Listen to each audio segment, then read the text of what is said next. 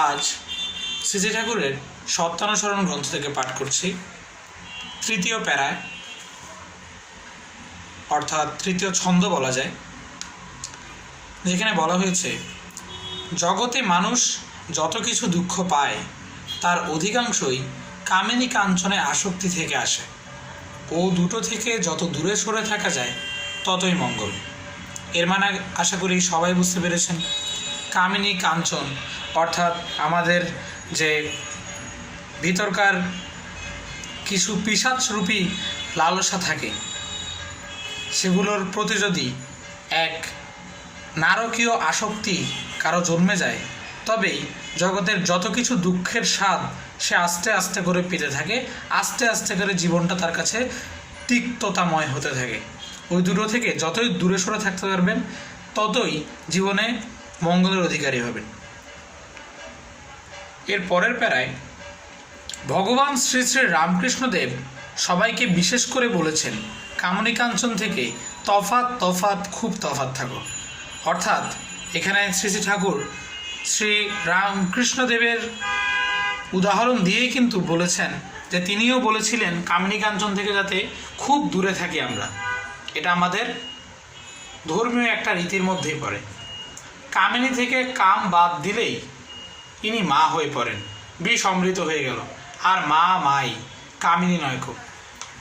এটি অনেকটা প্যাঁচানো লাগতে পারে অনেকের কাছে, বাট এই লাইনটার মাধ্যমে বোঝানো হয়েছে যে কামিনী শব্দটা থেকে যদি কাম বাদ দিই, তাহলে সে কামটা বাদ দিলে ইনি মাকে নির্দেশ করে।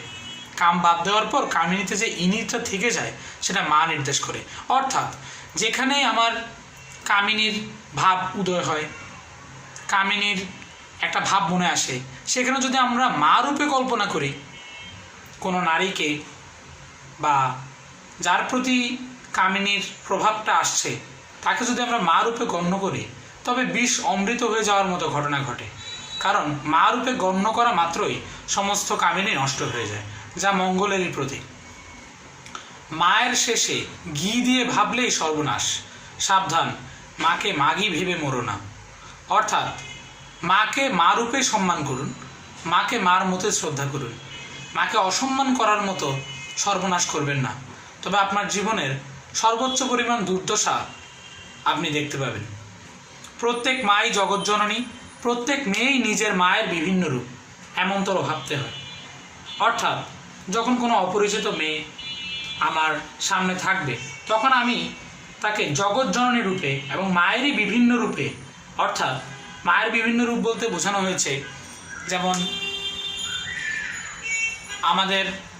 আমার মা, তোমার মা, ওনার মা, এর মা, বা হয়তো আমি যদি বর্তমান সময়ের প্রেক্ষাপটে চিন্তা করি, তাহলে হয়তো আমরা বোন, দিদি, ওই হিসাবেও দেখতে পারি। আসলে প্রত্যেক মেয়েকে যেন আমরা এমনতর ভাবি, সেই জিনিসটা এখানে নির্দেশ দেওয়া হয়েছে, যাতে প্রকৃত সম্মানটা বজায় থাকে। মাতৃভাব হৃদয়ে প্রতিষ্ঠিত না হলে স্ত্রীলোককে ছুতি নেই। যত দূরে থাকা যায় ততই ভালো, এমনকি মুখদর্শন না করা আরও ভালো। অর্থাৎ শ্রী ঠাকুর বলেছেন, যদি শত চেষ্টা করেও নারীর প্রতি আমি মাতৃভাব জাগ্রত করতে না পারি, অর্থাৎ নারীকে আমি মা রূপে দেখতে না পারি, তবে তার থেকে যত দূরে থাকা যায় ততই ভালো। এমনকি এমনও বলে দিয়েছেন যে মুখদর্শন না করা গেলে আরও ভালো। এর পরবর্তী প্যারায়, আমার কাম ক্রোধাদি গেল না বলে চিৎকার পারলে কখনোই তারা যায় না। এমন কর্ম, এমন চিন্তা অভ্যাস করে নিতে হয় যাতে কাম ক্রোধাদির গন্ধ নেই, মন যাতে ওসব ভুলে যায়।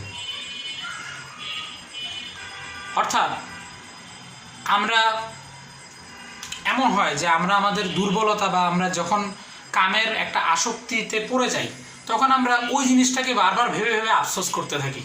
এখন একটা স্বাভাবিক বিষয় যে আমি সবসময় মনে যা ভাবতে থাকবো, মনে যা লালন করতে থাকবো, তাই আমার জীবনে প্রভাব ফেলবে। তা আমি যদি সবসময় ওই কাম ক্রোধাদির যে কুপ্রভাব, ওইটার যে কুপ্রভাবটা সেটা মানুষকে ধ্বংস করে দেয়, ওইটার সম্পর্কে ভাবতে থাকি, তাহলে আমার জীবনটাও ওইরকম ধ্বংসাত্মক হয়ে গড়ে উঠবে। ওগুলো থেকে যদি দূরে সরতে চাই তাহলে ওগুলো ভাবাটাই বন্ধ করতে হবে, কারণ যতক্ষণ পর্যন্ত আমার ভাবনায় থাকবে ততক্ষণ পর্যন্ত ওখান থেকে দূরে আসাটা কিন্তু সম্ভব নয়। মনে কাম ক্রোধাদির ভাব নাইলে কি করে তারা প্রকাশ পেবে? উপায় উচ্চতর উদারভাবে নিমজ্জিত থাকা। অর্থাৎ এখানে বলা হয়েছে মনে যদি কাম ক্রোধাদির ভাবটাই না আসে, যদি জায়গা না পায়, তবে তারা প্রকাশ পাওয়ার প্রশ্নই ওঠে না। অর্থাৎ এই যে কাম ক্রোধাদির প্রকাশ, সেটা আমাদের মনের ভিতরে এইগুলোকে লালন করার কারণে হয়। আমরা যদি মনের ভিতরে লালন না করি, প্রশ্রয় না দিই, তাহলে কিন্তু এগুলোর প্রকাশ পাওয়ার কোনো উপায় নেই। এবং এটার উপায় স্বরূপ মানে কিভাবে ভাবটা না আনা যায় সেটার উপায় স্বরূপও কিন্তু বলেছেন শ্রী ঠাকুর, উচ্চতর উদারভাবে যেন আমরা ডুবে থাকি। সৃষ্টিতত্ত্ব, গণিত বিদ্যা, রসায়ন শাস্ত্র ইত্যাদির আলোচনায় কামরিপুর দমন হয়। এবং তিনি বিশেষভাবে কিন্তু বলেও দিয়েছেন যে সৃষ্টিতত্ত্বের আলোচনা, গণিত বিদ্যার আলোচনা, রসায়ন শাস্ত্রের আলোচনা কিন্তু কামরিপুর দমন ঘটায়। কামিনী কাঞ্চন সম্বন্ধীয় যে কোনো রকম আলোচনায় ওতে আসক্তি নিয়ে দিতে পারে। ওসব আলোচনা থেকে যত দূরে থাকা যায় ততই ভালো। অর্থাৎ আমি যখন এই সমস্যাটায় খুবই জর্জরিত, তখন কামিনী কাঞ্চন সম্বন্ধীয় যে কোনো রকম আলোচনা থেকে যাতে আমি দূরে থাকি, কারণ ওই তো একই কথা। আমি যা ভাববো, যা শুনবো, যা দেখবো, তাই আমার মধ্যে গড়ে উঠবে। সুতরাং আমার দেখা, শোনা, ভাবাটা যেন সর্বোত্তম হয়, তবেই তো আমি সর্বোত্তম হয়ে গড়ে উঠব। ধন্যবাদ। ওম শান্তি, ওম শান্তি, ওম শান্তি। ধন্যবাদ সবাইকে।